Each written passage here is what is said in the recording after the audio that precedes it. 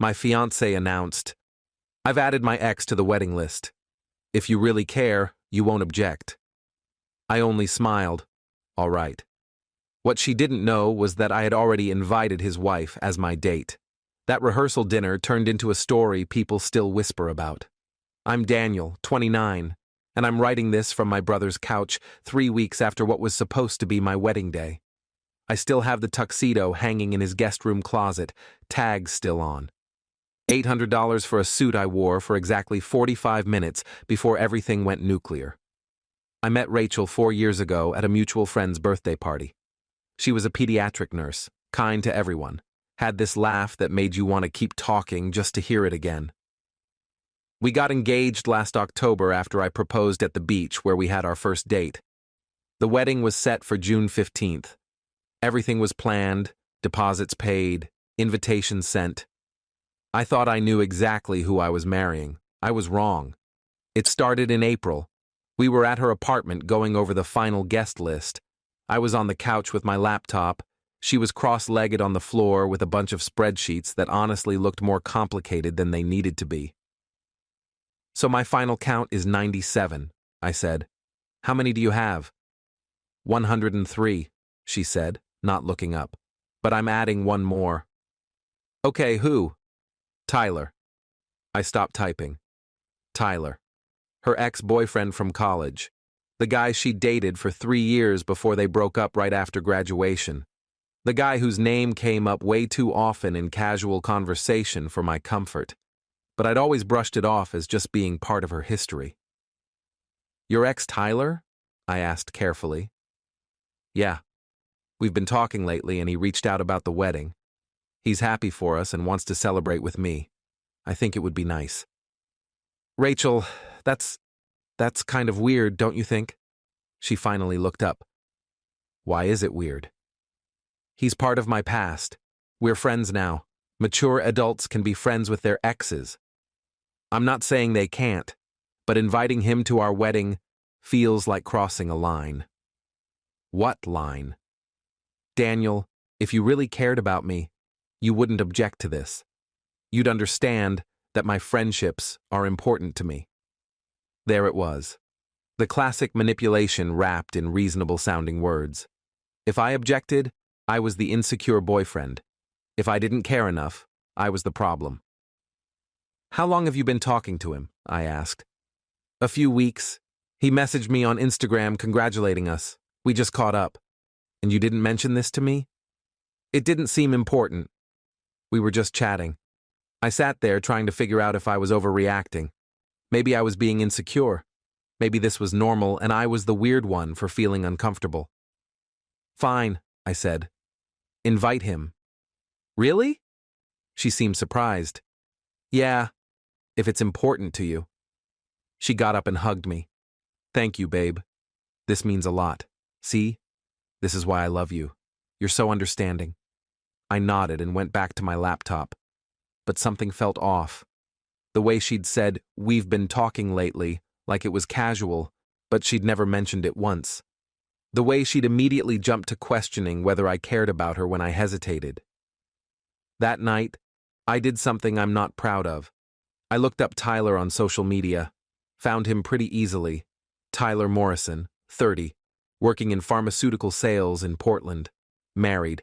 His wife's name was Amy, and from the looks of their photos, they'd been married about 2 years.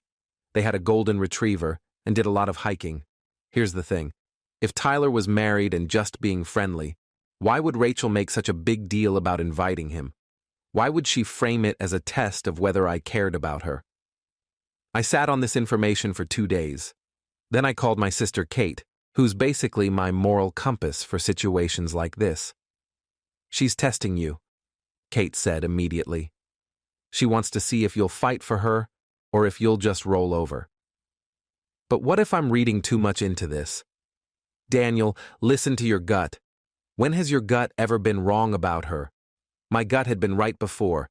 6 months into dating, my gut told me she was still texting her ex. She was. A year in, my gut said she was lying about a work trip. Turned out she'd gone to a concert with some guy from the hospital.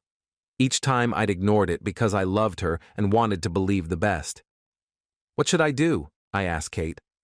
I have an idea, but you might think it's petty. Tell me anyway. Update 1. Kate's idea was simple but brilliant. If Rachel could invite her ex to our wedding, I could invite his wife, as my +1, to the rehearsal dinner. It took me a week to work up the courage. I created a fake Instagram account and messaged Amy Morrison. I kept it straightforward. Hi Amy, you don't know me, but my name is Daniel Chen. I'm getting married next month, and my fiancée recently invited your husband Tyler to our wedding. I didn't realize they'd been back in contact until she added him to the guest list. I wanted to reach out to you directly because I believe in transparency. Would you be willing to talk on the phone? She responded within an hour. What the hell are you talking about? We talked that night. Amy had no idea Tyler had been messaging Rachel. She'd never heard Rachel's name. Tyler had told her he was going to a work buddy's wedding in June, and she hadn't thought twice about it. He told me it was someone from his sales team, Amy said. Her voice was shaking. He said it was in Eugene and he'd drive down for the day. It's in Portland, at the Sentinel Hotel. Jesus Christ. We talked for an hour. Amy was a middle school science teacher, sharp and direct. She wasn't hysterical, just coldly angry. By the end of the conversation, we had a plan. I'll come to your rehearsal dinner, she said, as your guest, and we'll see what happens when Tyler sees me there. Are you sure? I asked. Oh, I'm sure. If my husband is sneaking around to attend his ex-girlfriend's wedding, I want to know why, and I want him to know that I know. I sent Amy the rehearsal dinner details. It was scheduled for June 14th at a restaurant downtown, just family and wedding party. 40 people total. Rachel had insisted Tyler come to the dinner too, even though he wasn't in the wedding party. He'll feel left out otherwise, she'd said. Plus, I want him to meet everyone. The red flags were now basically on fire, but I kept my mouth shut and played along.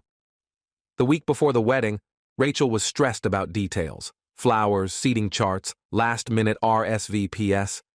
I was calm, suspiciously calm. She even commented on it. You're being so chill about everything, she said one night. Most grooms are freaking out by now. I just trust that everything will work out how it's supposed to, I said.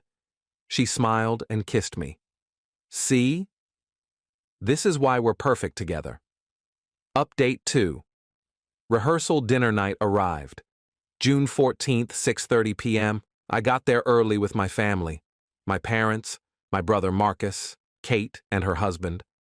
Rachel arrived with her parents and her sister. Everyone was in good spirits, taking photos, hugging, being excited. Tyler showed up at 7 p.m. I recognized him from his photos. Tall, athletic build, perfect teeth. The kind of guy who probably peaked in college and was still riding that confidence. He walked in, wearing a navy blazer and khakis, carrying a bottle of wine. Rachel's face lit up when she saw him. She actually squealed and ran over to hug him. The hug lasted about 3 seconds too long. I watched her dad's expression shift from confusion to something harder.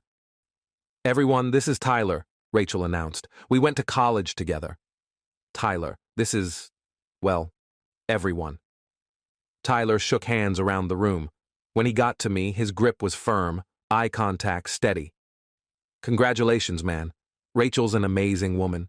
You're lucky. I know, I said, smiling. Thanks for coming. Rachel seated Tyler near her end of the table. I was at the head with her, but Tyler was only 3 seats away, close enough for conversation. Amy arrived at 7:20 p.m. I'd been watching the door.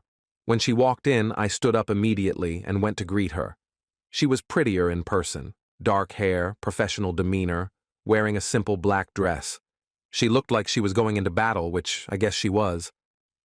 Amy, thanks for coming, I said, loud enough for nearby people to hear. Everyone, this is my friend Amy. We met through a mutual connection and I wanted her to be here tonight. Kate caught my eye from across the room. She knew.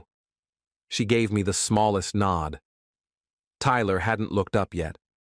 He was laughing at something Rachel's sister had said. Amy and I walked toward the table.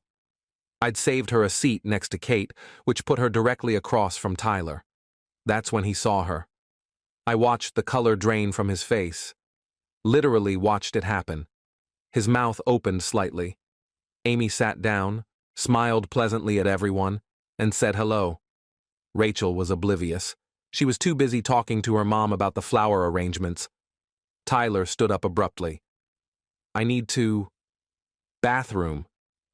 You okay, man? I asked innocently. Yeah, just be right back. He practically ran out of the dining room. Amy excused herself 30 seconds later. Kate went with her. They were gone for 10 minutes. When they came back, Tyler's face was red, and Amy looked completely composed. They sat back down without a word. Rachel finally noticed something was off. Tyler, you okay? You look weird. I'm fine, he said quietly. Do you two know each other? Rachel asked, looking between Tyler and Amy. Amy smiled. It wasn't a nice smile. Oh yes, Tyler's my husband.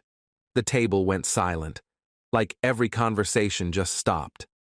Rachel's face went through about 5 different expressions in 3 seconds. Wait, what? I'm Amy Morrison, Tyler's wife. We've been married for 2 years. Amy's voice was calm, almost cheerful. Daniel invited me here tonight as his guest. Small world, right? Rachel looked at me. I sipped my water. You knew? Rachel's voice was barely above a whisper. I found out when I looked Tyler up after you insisted on inviting him. Saw he was married. Thought it would be nice for Amy to join us since her husband was coming to celebrate our wedding. This is insane, Rachel said. She turned to Tyler. You told me you were divorced.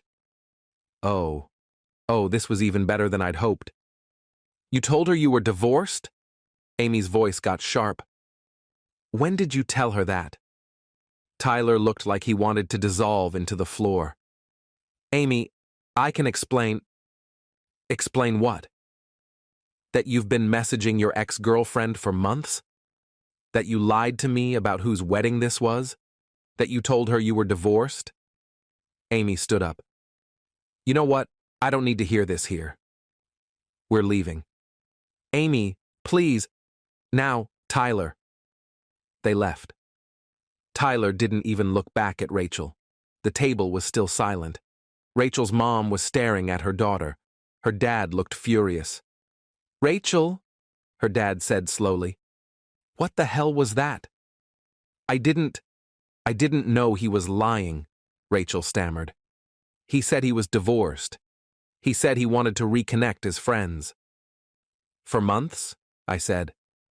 You've been talking to him for months and you described it as a few weeks of casual catching up. Daniel, I can explain. Were you planning to leave me? I asked. The question surprised even me, but I needed to know. She didn't answer immediately. That told me everything. I don't know, she finally said.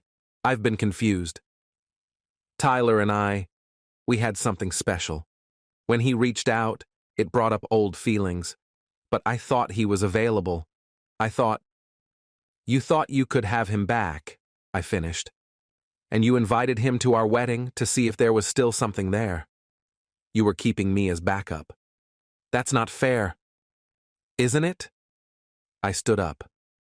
You manipulated me into accepting this. You made it about whether I cared about you. You guilted me into letting you bring the guy you were emotionally cheating with to our wedding. My mom put her hand on my arm. Daniel, honey, I'm done, I said. Rachel, the wedding's off. Keep the dress, keep the deposits, keep whatever you want. I'm out. I walked out of that restaurant and didn't look back. Update 3. The next 48 hours were chaos. Rachel called me 37 times. I know because I counted before I blocked her number. Her mom called. Her sister called. Even Tyler called once, which was bold considering his own marriage was imploding. I stayed at Marcus's place. Kate came over the next morning with coffee and bagels. That was the most savage thing I've ever seen you do, she said, grinning. I'm proud of you. I feel like I should feel worse than I do, I admitted. Why? She was using you as a safety net while she chased her ex. You just exposed the truth. My mom called that afternoon. Daniel, Rachel's mother wants to know if there's any way to salvage this. They've lost so much money on deposits. That's not my problem anymore, Mom. I know, honey. I'm just passing along the message. For what it's worth, your father and I support your decision. What she did was unforgivable. I found out through Kate's friend, who knew someone at Rachel's hospital, that Tyler and Amy were getting divorced. Apparently, Amy had found months of messages between Tyler and Rachel. Nothing explicitly physical, but emotional affair written all over it. Rachel had been telling Tyler she made a mistake letting him go. Tyler had been telling her he'd made a mistake marrying someone else. Rachel tried to show up at my apartment 2 weeks after the rehearsal dinner. I wasn't there. I'd essentially moved into Marcus's place. She left a letter taped to my door. I read it once and threw it away. It was 5 pages of justifications and explanations, and I never meant to hurt you. But here's the thing, she did mean to hurt me. Maybe not consciously, but she'd been willing to risk our entire relationship to see if she could get Tyler back. She'd been willing to humiliate me by bringing him to our wedding. She'd just assumed I'd never find out the truth. Final update. It's been 3 weeks. I'm doing okay. Better than okay on some days. My company gave me 2 weeks off, which helped. I've been hiking a lot, trying to clear my head. Amy texted me last week. Thank you for inviting me. You saved me from years of being married to a liar. My lawyer says the divorce should be final by August. I told her I was sorry everything went down the way it did. She said she wasn't sorry at all. Better to know now than find out 5 years and 2 kids from now. Rachel got let go from her job. Not because of the wedding drama, but because apparently her performance had been slipping for months. She'd been distracted. I wonder why. I heard she moved back in with her parents. Tyler moved to Seattle, probably trying to start over where nobody knows his story. The worst part? We'd sent out 200 invitations. The wedding website is still up because I don't have the login to take it down. People still occasionally text me asking what happened. I've started just saying irreconcilable differences and leaving it at that. Kate wants to set me up with one of her co-workers. I told her I need at least 6 months before I even think about dating again. Maybe a year. Maybe forever. The tuxedo is still hanging in Marcus's guest room. I should return it, get the $800 back. But part of me wants to keep it as a reminder. Not of what I lost, but of what I dodged. Edit 1. A lot of people are asking if I feel bad about how public the confrontation was.